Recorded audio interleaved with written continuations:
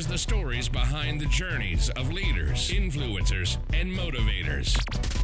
The Empower Hour with Jaresha begins now.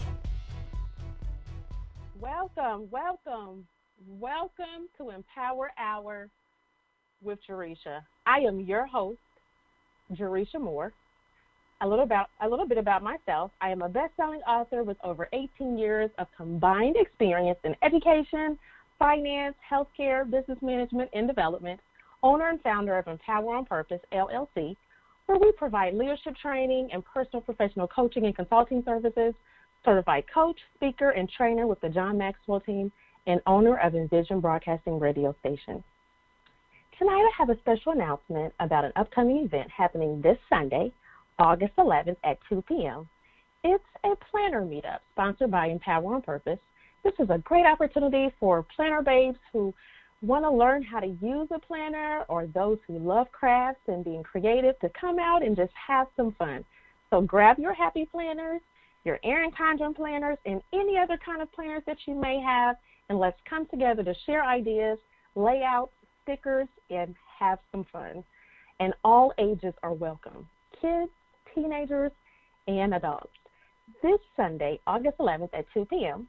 at Dayton Metro Library. Details can be found on the Meetup app under the Dayton Planner Meetup page. Hope to see you guys there. So today's empowerment quote is: surround yourself with people who empower you to become better. Author unknown. This quote truly speaks volumes to me in my own journey. What I have learned over the years is how important it is for us to surround ourselves with positive people who will support and empower you to level up. Although it may be tough, often when we have to check and reevaluate our lives, the people who we surround ourselves with. You want to surround yourself with people who will encourage you, motivate you, inspire, and empower you. Empowering people are individuals who give you new ideas and energy. These people are good to have in your life, absolutely. Maybe you're thinking, I would like to surround myself with people who empower me. Well, if you take a minute, you will probably realize that you have many different options for finding people who will empower you. We all have attended professional conferences, seminars, and workshops before. There may be an opportunity to connect and network with someone there, or perhaps maybe there is someone at your job or in your professional community or group that contributes to your thoughts and goals. And if you have those connections already, make sure you stay connected on a regular basis to gain that valuable input. And how do you truly know that you're connected to someone who will empower you to become better? Well, empowering people make themselves available and look forward to connecting with you. And they always bring positive energy into conversations. Empowering people listen closely and value your thoughts and ideas. And empowering people recognize your time and input is valuable. One of my favorite quotes is: empowered women empower women. Or you could say empowered people empower people. So without further delay, today my guest is Cynthia McGee. Cynthia McGee is the founder and CEO of Next Gen Tax Services and M&M Consulting Partners. Cynthia McGee is a certified public accountant with over 17 years of experience and a master's degree in accounting. Her successful career as a CPA has led her to be a live television expert for the NBC, Fox, and ABC local news affiliates. She is well-versed at dissecting complicated financial topics in terms that are easy to understand.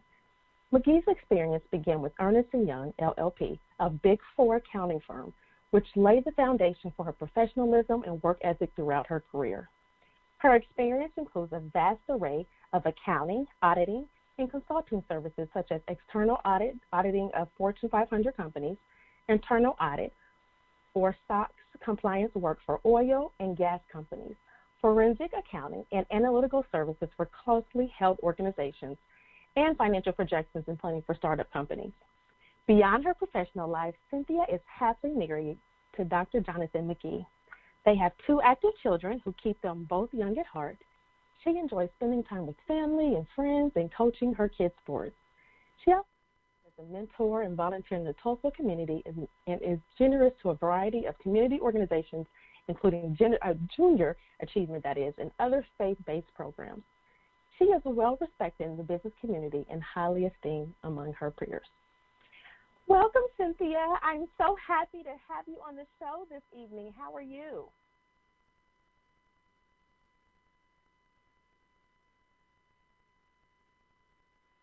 Absolutely. So I just shared, some of your background. I would love it if you could give a little bit more detail, about your background and journey and how you started doing some of the amazing things that you're doing today. Sure. So I started my career at the young age of 22 with a freshly printed master's degree and CPA license, ready to kind of take on the world.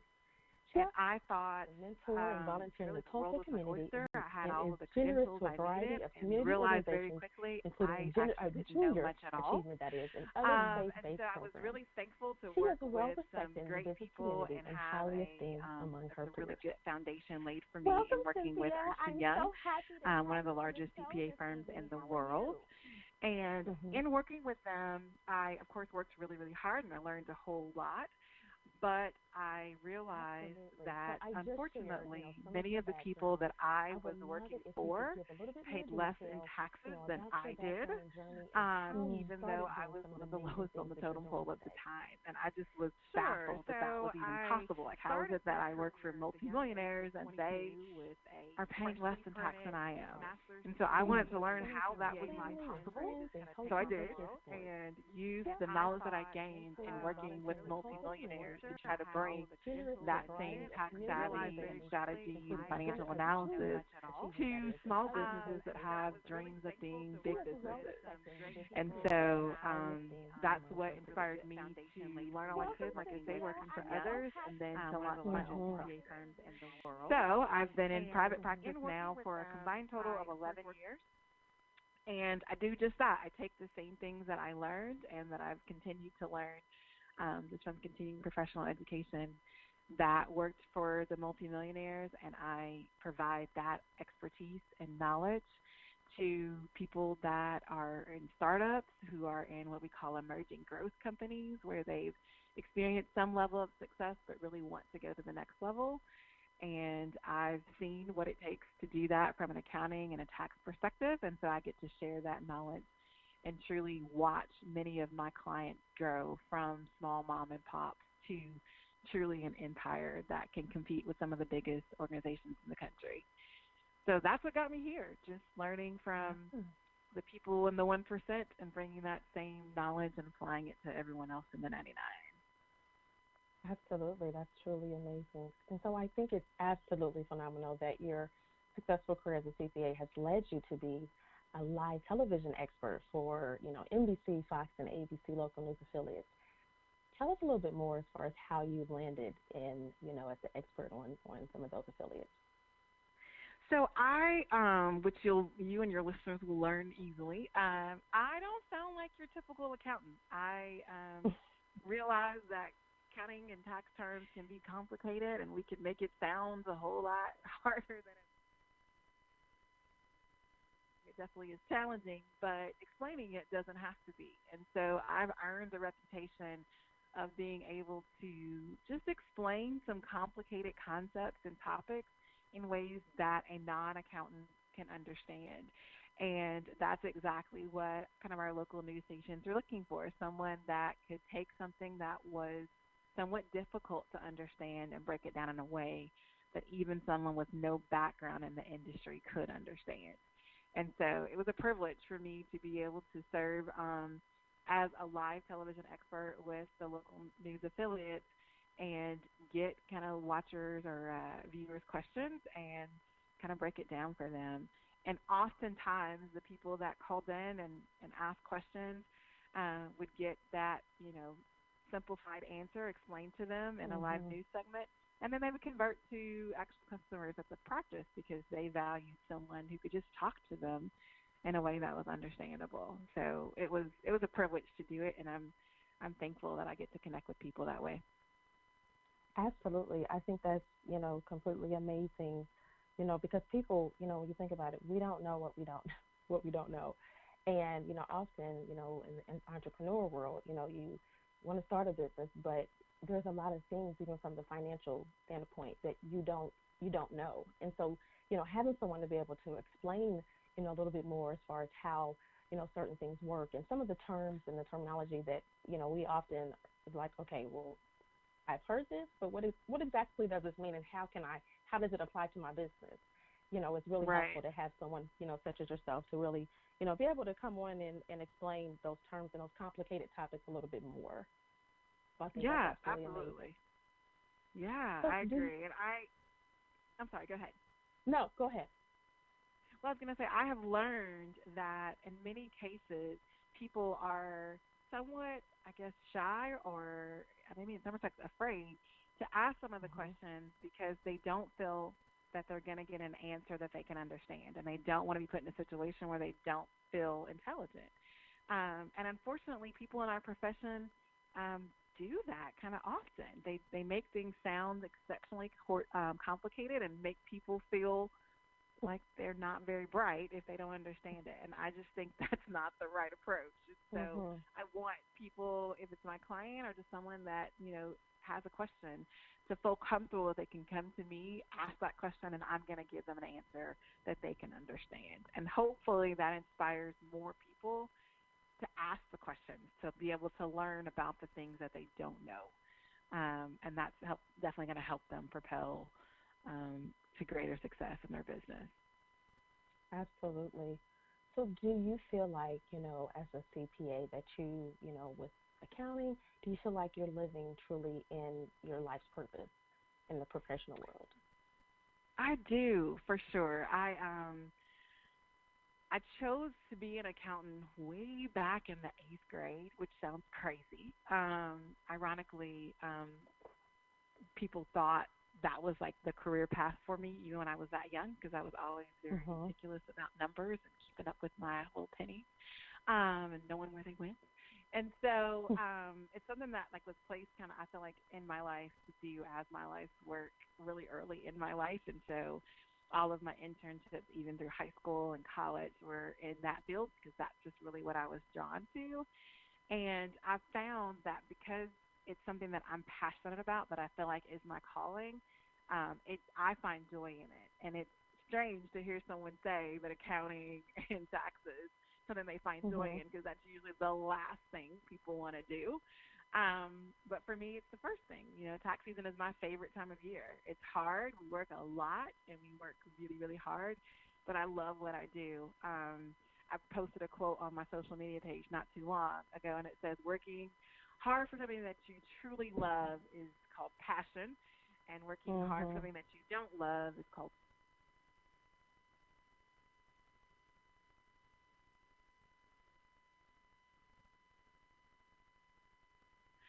But it's what I feel like I was called to do, and so I love it. I don't feel like it's a stressful situation, even though the challenges are great, and sometimes the needs of our clients are challenging to meet. It's just something that I love to do and that I'm passionate about, and so I don't find it stressful. I find joy in it, and it's a blessing. I hope that everyone lives and works in a capacity that brings them joy and that they're passionate about, and I'm just blessed that I get to do that every day. Absolutely. I think it's so amazing how you said that you're in the 8th grade when you realized that this was a passion of yours. Yeah. I think that is just absolutely amazing. Most of us think back to 8th grade, and, even thinking as far as, my kids and how, just most kids are at that age are like, oh, I don't like math. I don't want to see math. I don't want to think about anything math related. So I think that's absolutely amazing. And, let's kind of change gears a little bit and talk about a little bit as far as family and on a personal note. So you have a husband and 2 children, and, as an accountant, numbers, of course, and, numbers must balance, but how do you balance home and work life? Oh, that's a great question. To be completely honest, I struggle with it. And I'm just being transparent because I'm self-employed, and so is my husband. And so when you're self-employed, you wear a lot of hats, and that means you typically work a lot of hours. But we have an 8-year-old and an 11-year-old who are growing up really, really quickly. And it's just a big priority in our lives that we don't miss them growing up. My company and my business and the work that I do will be there forever, but my kids will not be young forever. And so we have one of our culture statements in my practice is that we balance the right priorities at the right time. And so for us, that means there are times when my family has to be my top priority. And so something has to be pushed because there's a theater arts performance that I'm going to be at, and there's a Valentine's Day party that I'm going to attend. And at the same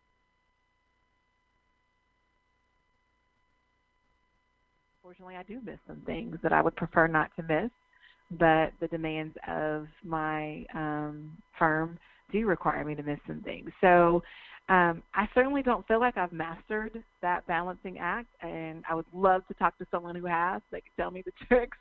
But it's just something that, there's times when the scale tips more toward family, and it should, and there's times when it tips more toward work, and quite frankly, it should as well. So I treat it more as over a period of time, have I made sure that the scale tips in both directions. And if I can say yes to that, then I feel like I've done my part. Thankfully, my kids are amazing, and they get it. And so they log some time at the office, and they help, and they do what they can to do their little part, even though they're young. Yes. And so we don't have the concern with, kids feeling like they're not getting enough attention, because they do. They get plenty. But, I don't feel like I have fully mastered that concept, but it's just something I work on a daily basis, making sure everybody's needs get met and that I'm doing my very best. Absolutely. And I have to, to piggyback on what you said, I would love to know if there's someone out there that has mastered that home and work-life balance, because when you have children and you're pulled so many different ways and you have your business, it's a struggle, as you mentioned. It's very tough. And, when there's different things that come up and you can be there, sometimes you can't, it's definitely a struggle. And, it's one of those things that, we really wish we could master it, but, at the end of the day, we can only do what we can do. And right. So, it's just really, one of those things. And, but I will tell you that, I really like the fact that how you've, kind of, managed to, really try to get that balance in your life with, looking at the priorities and, at the right time and all that. I think that's so important. So let's, kind of switch back a little bit to the professional world. What do you feel like has been the best professional move that you've made to date? Well, ironically, I feel like I just made it in 2019, and that was hiring a business coach. So I have been in practice for a combined 11 years, and I've been fortunate and blessed to experience some success and continued growth over that time period. And I felt like professionally I had kind of plateaued. And even with all of the experience and the education that I have and the different entrepreneurs that I've had the privilege to work with and work for, I didn't quite know what to do next. I think every business owner desires to have continued growth, and I just didn't quite know what to do next. And I remember this was earlier in 2018, I was discouraged, and I thought there's got to be something more I can be doing. Like, I really don't know what my next step should be, but I know there should be one. And part of what created that space was each time I leveled up, unfortunately, it also translated to more hours required of me. And I thought this is not the best way to grow a practice. I can't continue to add more hours to my week. Even though it produces more dollars, that's just not sustainable. So I hired a business coach and, learned some things that I had never even considered. Learned some approaches to modify how I do business and modify the practice. And it's been like a night and day difference. And I really found myself feeling kind of hypocritical in that moment because I felt like I should know what I should be doing, and I didn't need someone who hadn't, worked with this baby. My company's my baby, who hadn't, worked with this baby, and I've done all this. Like, you can't tell me what to do. Of course, I know what I'm doing here. But right. I found that very hypocritical because, in fact, that's what I ask my clients to do every day. They have their company, and I'm here to help teach them from a financial and accounting and a tax perspective how to level up. And they have to trust me with their baby and trust that the advice that I give is going to help them propel to the next level. But I was hesitant to do that myself. And I thought, gosh, that doesn't really make a lot of sense. So I literally took a leap of faith and hired a business coach, and it's made a world of difference. And I can say I think that's my best move to date. I feel like there's even better moves coming. So Absolutely. I'm excited about what the future holds. But so far, that's been, I feel like, my best professional move. And the changes that I've been able to experience as far as growth in my practice have been phenomenal. Absolutely. So what would you say has been the most challenging aspect of your business? Oh, gosh, that list is kind of long. So most challenging, quite frankly, we've touched on it briefly earlier. So it is finding the right balance because, again, as I mentioned before, my kids will not be kids forever. I mean, they'll always be my babies, but they're not going to want to hear a bedtime story and snuggle with mom forever. And so trying to maintain that balance and get those scales to tip in both directions, like I mentioned, has certainly been, I feel like, one of my biggest challenges just in life, and making sure that I keep everyone happy in that respect. From a professional perspective, though, I think probably the biggest challenge has been, there's this book that it's an old book, quite frankly, but it still has a lot of value, but it's a book, it's called Good to Great. And one of the concepts in the book is saying you need to make sure that you get the right people on the bus. And with the right people on the bus, the direction will be determined based on those people.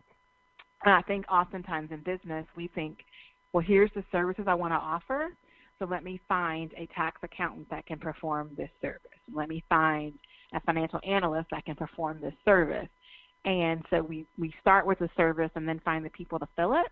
But the model for this book is start with the right people and then determine what they're skilled at. And based on that, that's the services that you offer. So I had a shift in mindset just about 2 years ago based on like my study of that book. And I felt like one of my challenges was really finding the right people. When you're self-employed, you wear a lot of hats, and HR is one of them. And it's sometimes challenging to just make sure you have the right people doing the right things.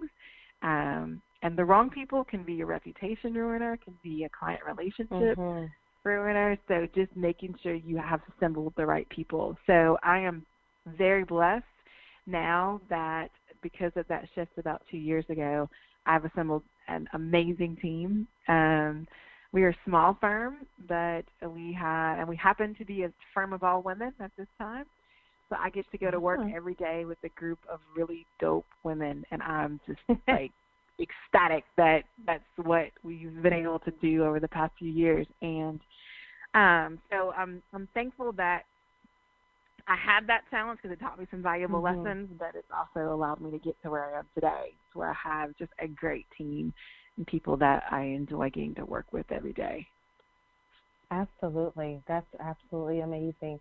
And so what would you say is, or what would a day in the life of, your business truly look like? That's a great question because I say all the time, if you were to look at my social media pages and probably look at most entrepreneur social media pages, you would think my day is a piece of cake.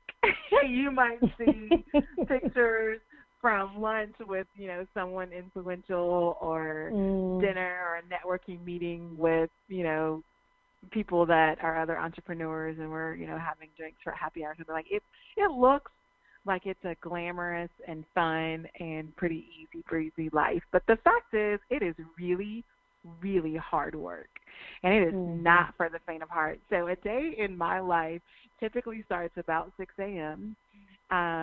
For me to have really any time to kind of spend time studying my Bible and just have some quiet time, it has to be kind of for the rest of the household wakes up. So I'm up pretty early in the morning just for that. Actually just started on a run train program, so do some exercise and some running as well early in the morning. And then I start shift 1, I call it, where I'm getting kids ready. Fortunately, we've been in the summer, so it's been a lot more relaxed, so kids are just going to camp. The day starts with getting kids together. My kids are as spoiled as they can be, and they do not do packaged breakfast. They want me to cook it every morning. Yes. And I'm like, you know what? That I can do that. I can do that. You know, there's some things they ask that I can't do. I can do that. I can cook breakfast. So I cook breakfast for my kiddos almost every morning and get their day started and get ready for wherever they're going for the day. My office hours don't actually begin until 9 a.m., and so that usually gives me enough time to get kids to camp or to school. My husband and I kind of alternate with that. So my day, official work day, typically kicks off about 8:30, and I take my first appointment at 9. And depending upon the time of the year, my first appointment may be at 9, and my last appointment may be at 8, taking a 12-hour day. And we are fortunate in that our model for my firm allows clients to communicate with us digitally, so they upload documents to us without having to come face-to-face, but some clients do need face-to-face meetings, and we're breaking down some things for them. So most days are 12-hour days, and I come home, and we eat dinner a little late with our kids in the summer. I try to get home early in the school year, but in the summer we usually eat dinner pretty late, and then it's off to bed. So it is rare for me to have a day that's less than a 12-hour day at this point in my career. So what happens between that 8:30 to 8:30 stretch in my office is I feel like more than any one person should be able to accomplish in a day. We get a lot done. I tell my team we are on from the minute we hit that door until the minute we walk out of it. There's not, unfortunately, a lot of time for long lunches and extra conversation. We just get after it and try to get it all done.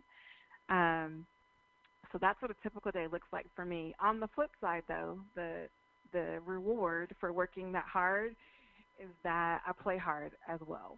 So we take breaks. We work hard when we're in the office, but we take breaks as well.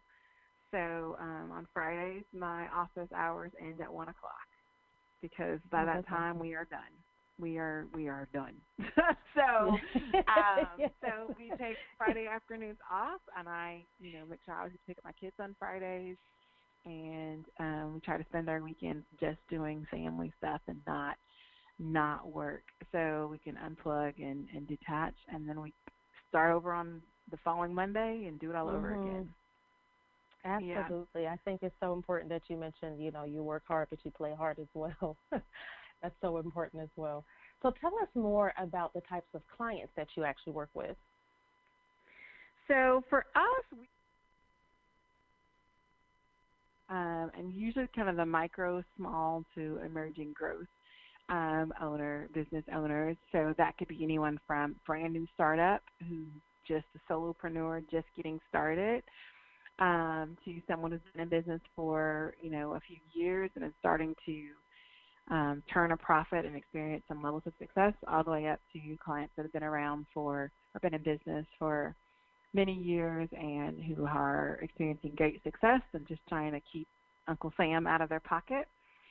But business owners is definitely our jam, and we do some work with higher income wage earners that are W-2 employees, but typically even those have a side hustle that's a business that they're using as a vehicle for tax savings. So within the industry, we specialize in professional services. So we are fortunate to work with physicians and attorneys and financial advisors, those who have, are in private practice that have their own clinic or have their own office that they are running. So we do a lot with that. We also do a lot in the, food industry as well. So we service a lot of food trucks and restaurants and things like that. So it's food, not just professional service, but food service as well. So those probably make up the biggest chunk of our industry clientele. And then we just have clients kind of across the board in other areas, from real estate to, we actually have a few just general retail clients as well. We do a lot of work with people that have online or home-based businesses as well, so consulting practices and that kind of thing. So what we're known most for is working with business owners who feel like the IRS is a profit share partner in their business. I met with a client just on Monday of this week who was paying about 40% of their profits in taxes, so 60% was left. They had two other partners that were equal partners. So the three of them split the remaining 60, so they got 20% each. And the gentleman was frustrated, understandably so, because the IRS's percentage was actually bigger than the actual owner's percentages, the ones who were doing all the work and getting the smaller piece of the pie. So he said, there's got to be a better way. And I'm like, you're right. There's definitely a better way. There's definitely a better way. So people like that are the type of clients that we love to work with, where we can advise them on tax strategies on how to reduce their tax obligation. So that's where we feel like is our sweet spot, when we can help clients reduce how much they're paying to the IRS. Absolutely. And so what is one accounting tip that you would give the business owners who are listening? So you should, if any of them follow me on social at all, you've probably heard this, because I say it like a broken record because it's that important. And it's twofold. One, if you have, be it a side hustle or a business that's home-based or whatever the case may be, that business should be recognized as a legal entity. So no matter what state you live in, you should have an LLC that is the legal entity that business is performed within. That is really step one for anybody that's a business owner. Make sure your business has a recognized legal entity. And then step two is make sure that business is taxed efficiently. So with the new tax law that was passed in December of 2017, the Tax Cuts and Jobs Act, it really made S corporation tax status the golden child of all entities. And it's very, very simple to have an LLC and elect to have it taxed as an S corporation. What business owners don't realize is that just forming your LLC, or even if you don't have the LLC, just operating a business, is giving the IRS the license to determine how that business is taxed.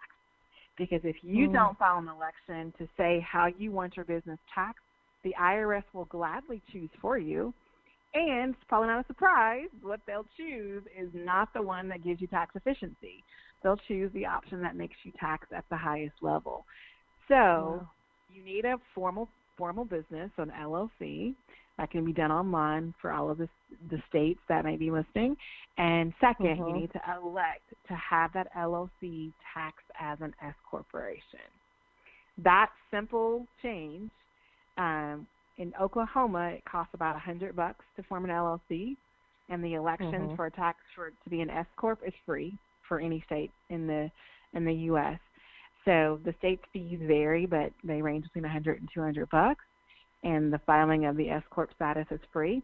So that single change will cost you about $100, and it's going to save you 15% in tax, just that one change. So if you did nothing else, if you did everything the same other than having an LLC and an S corp, you pay 15% less in tax than you did in the last year.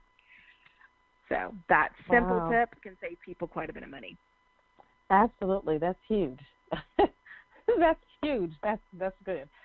I'm over here taking notes, because of course I do have the LLC. I love but I was like, what? I don't think I had never heard that about the S corporation or the S corporate. So that is so. Yes, that is great information for the listeners. So what would you say up to this point has been the hardest part, or what was the hardest part for you of getting started as a business owner? So I think really and I'll tell my story for sure, but I think really for any business owner, sometimes it can be just the lack of confidence in yourself, because it does really require a leap of faith to start a business. For me personally, that was the biggest challenge in starting a business. So a little bit about my background before M&M and Next Gen Tax Services. I had a firm, another CPA firm that I launched kind of fresh out of college. It was really my side hustle that converted to a full-time year-round firm. And it was a challenge. I made a lot of mistakes. I did not have the right people on the bus. I did not have the right pricing structure in place. I mean, I made a lot of just rookie mistakes. And then ultimately I kind of found my way. It took longer than it should have for that company to be successful. But I kind of found my way, making all of the wrong moves initially, but finding my way regardless. And then I started having kids, and I just did not want to continue the 80-hour work weeks. I didn't see a way to get the right balance when my kids were infants. And so I sold that practice. And having known all the mistakes that I made in that first practice, I was really afraid to do it again. I was really afraid. And it wasn't even, I was, certainly a lot wiser and a lot older because I had done that in the past, and I knew kind of how to start in a better way. But I really lacked any confidence because I had made so many mistakes in the past, and I just didn't know if I could do it. And I feel like that's a lot of people's stories. Like there's a service or a product that you can bring to the market, and you can be the best at it, but you just don't know. You just don't have the confidence to do it. And so I, rely on my faith heavily and really felt moved to do it. And so I did. But even in moving out of, a little bit of fear and moving, I still was hesitant to go all in. And so I posted this on my social media page not too long ago, but I ordered 3 laptop computers and 3 extra monitors, and I kept the boxes that those that the computer and the monitors came in, because I thought, well, if this doesn't work, I can at least sell this stuff. Like, I have the box. I can at least sell this stuff, and I won't have lost my money, right? That's how little confidence I had. Even though I was making the leap, I had such little confidence. And I was working with a marketing company, and they were determined to put my face on the brand. And I was like, no, I don't want my picture up. Let's not do it. I don't want to do it. Can we not do it? Like, no, people want to see who they're doing business with. Like, you should put your picture on. I'm like, no. But in hindsight, I realized that was fear-based too, because I didn't want my face on a failed business, right? And so my confidence was the biggest impediment to me starting my practice. Well, it's amazing how when you just step out on faith and do what you're called to do, that things really do work out. And this firm, NextGen, achieved greater success in 2 years than my prior firm did in 7. And it was because I did learn from the mistakes of the past, and I think that's important, of course, but I also was doing what I was led to do and doing it the way I was led to do it, not just relying on my own confidence, because I think when you're young, you're like, hey, I can do anything. I got this. But doing it afraid, essentially. Like, that was my mantra for that year. Just do it afraid. That's right. So I think to listeners who may be in that same position, where you have an idea, you have a product, and you feel like this is what you're supposed to be doing, go ahead and do it afraid. Because don't let your lack of confidence keep you from bringing what you're supposed to bring to the market. You should bring it based on the fact that that's what you feel you're led to do, regardless of any lack of confidence or fear that you may have. Just do it afraid. Absolutely. I completely agree with you 100%. Do it afraid, or I say, I jump and build my wings on the way down, because oftentimes you don't know what you don't know, and everyone has that fear that's going to stop them from doing and having more, and you have to just be willing to just stick it out and say, okay, this may not work, but guess what? I'm going to try it just to see. So absolutely, I think that's awesome. So what would you say has been the biggest accomplishment for you up to this point? That's a great question, because it's funny. I feel like so oftentimes we're our own worst critic. And so, it's like we downplay everything. I don't know if that's something that we just do with women, or that's just life. I don't know. But right. It's like when I think about that, I'm like, my biggest accomplishment, I don't want to brag, or I don't know. Like, we just downplay everything. And this is my opportunity to step out of that.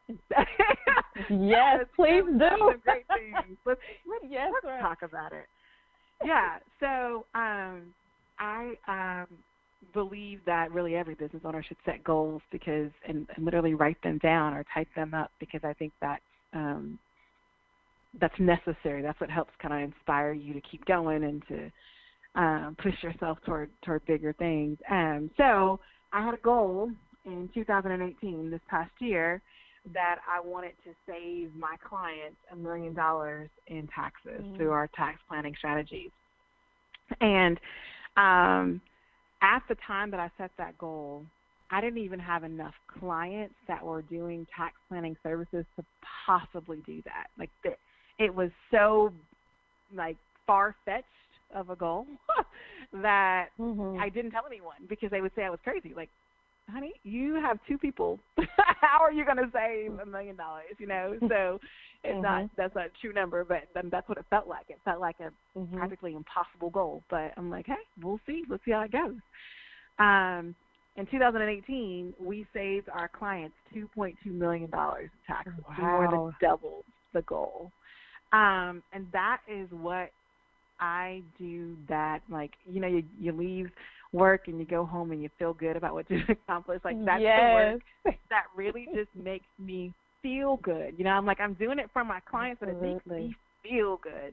And so, needless to say, we set bigger goals for 2019, and we're on track. We're doing great for 2019 as well.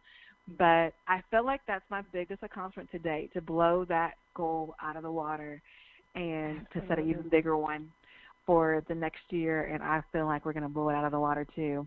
But that has that's been something that I've actually shared with people,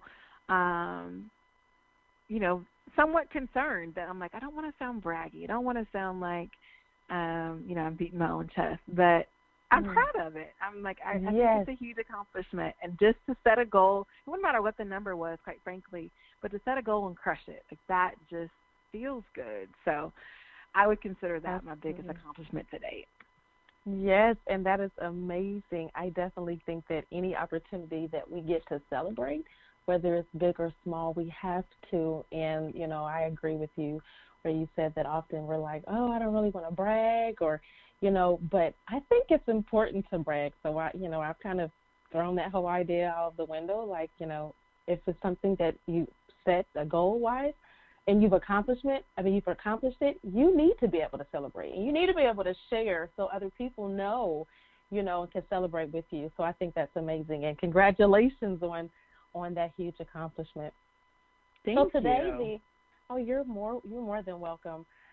Today the empowerment quote was, surround yourself with people who empower you to become better. If you can share what this quote truly means to you. I think it's a fantastic quote, because it's completely true, because it's a fact that you become more like the people that you spend time with. And if you spend your time around negative people, you'll become a negative person. If you spend your time around people who are goal-driven and ambitious, that will inspire you to be more goal-driven and ambitious. And I really feel like that quote just is a reminder that the people that you spend your time with, that you surround yourself with, will have an impact on you. And so you should surround yourself with people that will empower you to become better. I am fortunate to have a really great core group of friends that all happen to be business owners as well. And we are honest and transparent with one another. Sometimes we win, sometimes we lose. We celebrate the big wins, and we hug one another and have a shoulder to lean on in the big losses, because you're going to have both when you're in business. And so I can tell a distinct difference in my mindset and how I perform in business when I've been around my core group that are also business owners who are out here trying to make a difference. And in contrast, when I spend my time around people that don't necessarily have that same drive and ambition, I can tell a difference there as well. So when you realize how you move is different based on the people that you surround yourself with, it makes it all the more important to make sure your time is spent with people that help you want to level up, that don't see your accomplishments as a threat or as you as bragging when you talk about the things that you're doing, but who see that as motivation for them and as encouragement, along the way. So, yeah, I think it's highly important to surround yourself with people that will empower you. Absolutely. So what is one piece of advice that you would give our listeners on how they can empower their own growth and success journey? Well, I think, quite frankly, a lot of us have goals and aspirations in our heads, but we don't put that on paper. We don't, or in this day and age, type it into a phone or into a computer. And I really feel like if we would take the time and space to kind of be quiet and really document what it is we're trying to accomplish, like what goals we have, how we're trying to achieve better success. Documenting it just has a unique effect in helping to keep you inspired and motivated to drive toward that goal.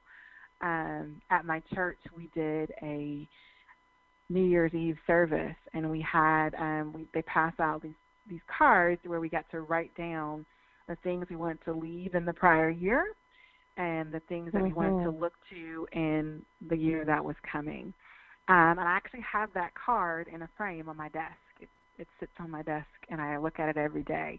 And seeing that written reminder really motivates me. In times when I'm tired or I just don't feel like it, I just, really want to go home and take a nap, because those days happen. Seeing that is a reminder to me, and it helps me to feel empowered to try to, grow and become more successful. So my advice would be to literally write it down or type it up. Make the vision plain, quite frankly, so that it serves as an additional reminder and motivator to you, because there will be times that the things that you desire will seem impossible. There'll be times you'll just get tired and you won't feel up to it, and that's normal. We get tired, we just don't quit. And having that written down, I feel like, is a way to make sure you don't lose sight of what you're trying to accomplish, even in the times when you just don't feel like it. Absolutely, absolutely. So please share with the listeners what is coming up on the horizon for you. Yeah, so I have broken, I guess, my commitment to keep my weekends free, because I am out every weekend this month. So I'm in Tulsa, Oklahoma. Our next event that you can come see the members of the Next Gen team is this Saturday, August the 10th. We have a local organization for which I'm a founding member called Black Women Business Owners of America. There's a Tulsa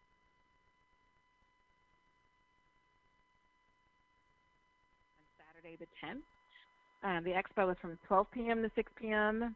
at the DoubleTree Hotel in downtown Tulsa. So NextGen will be there, and one of my senior accountants is speaking at that event. So you can connect with us there. That following weekend, Saturday the 17th, we partnered with a local organization founded by Luana Michelle, and we are giving back to the community via a school uniform drive and giveaway. So we've collected new and gently used uniforms for kids in the public school system. So perhaps you have a second grader from last year who's outgrown their uniform. You can donate those. And then ideally there's someone who has a third grader who from last year that they donated their uniforms. You kind of just exchange your old uniforms for the next size up. So allowing those who can bring in used uniforms, new or gently used, to just kind of share those with the community, almost like a community hand-me-down program of sorts. Mm-hmm. So that's happening on Saturday, August 17th, and it's at the North Point Shopping Center in Tulsa, Oklahoma, near the intersection of Pine and Cincinnati. And then finally this month, on Saturday, August the 24th, we will also be a featured Saturday, August 24th, and Sunday, August 25th, we'll be presenting and a featured speaker at the Black Economic Expo being held in Tulsa at the Greenwood Cultural Center. I am a featured speaker on that Sunday, the 25th, but our team will be there all day Saturday and Sunday at our booth so people can stop by and say hi and talk to us. We do a giveaway everywhere we are. So on the 10th and the 24th, we'll have a giveaway. So if you come by and see us, you can enter to win a cash giveaway. So that's what we have coming up most quickly. And then lastly, our other big event we have coming up is on Thursday, September the 12th. We're having an open house. It's a co-open house with myself and my husband, who owns Essential MD, a direct primary care clinic here in Tulsa. So we're hosting an open house on Thursday, September 12th. So you can learn more about all of these appearances and events if you follow us on our social media outlets. So on Instagram, it's NextGenTax, all one word, Next with a T, Gen Tax. And on Facebook, it's NextGen Tax Services. So information about all of these events and where we are can be found there. And, of course, that's the best way to connect with us, too, is just to find us on social media. Yes. And if you could mention your website, I don't know if you mentioned how they can stay connected or support your efforts on your website as well. For sure, yeah. So our website is nextgentaxcpa.com. So NextGen is NextGentaxcpa.com. And all of our events, like I say, are featured on our social media pages and on our website. So that's the best way to learn about where we are and when. But if you're in need of services, if anything, I've said kind of resonates with you and you feel like we can help, I would love to be able to work with more business owners and get that $2.2 million even higher in 2019. So connecting with us through our website or through social media is a great way if you'd like to become a client of NextGen or M&M Consulting Partners. Absolutely. Thank you so much, Cynthia. It's truly been a pleasure and an honor to have you as a guest on the show. Thank you so much for sharing your amazing story and journey. Absolutely. It was my pleasure. Thank you for having me. Oh, you're so welcome. I just want to say that I wish you much success and blessings as you continue on your journey. Thank you so much. Listeners, thank you for tuning in to tonight's show with our special guest, Cynthia McGee. Cynthia shared her amazing story and journey to encourage, equip, and empower you for growth and success.